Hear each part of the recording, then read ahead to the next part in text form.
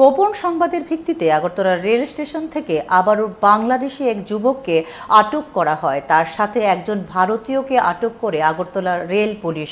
ধৃত বাংলাদেশির নাম করিম উল্লাহ, ধৃত ভারতীয় নাগরিকের নাম খুরশেদ আলম।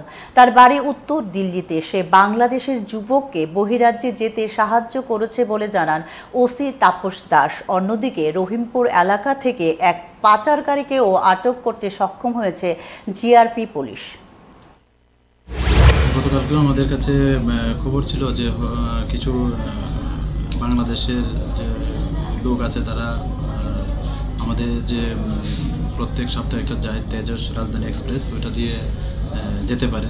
তো এই সুবাদে আমরা জিআরপি থানা এবং আরপিএফ থানা মিলে আমরা যে রেল স্টেশনের যে করিডোর আছে, মেন গেট, পার্সেল গেট বা আরও যে প্ল্যাটফর্ম 1 নম্বর 2, 3 বা এরকম যে আছে, আমরা ওইখানে ছড়িয়ে ছিটিয়ে করি।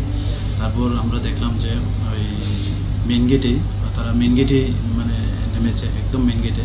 তো এখানে দেখলাম দুজন তারা আসছে ওইদিকে, খুব তাড়াহুড়ো করে, ট্রেনেরও টাইম হয়ে যাচ্ছে।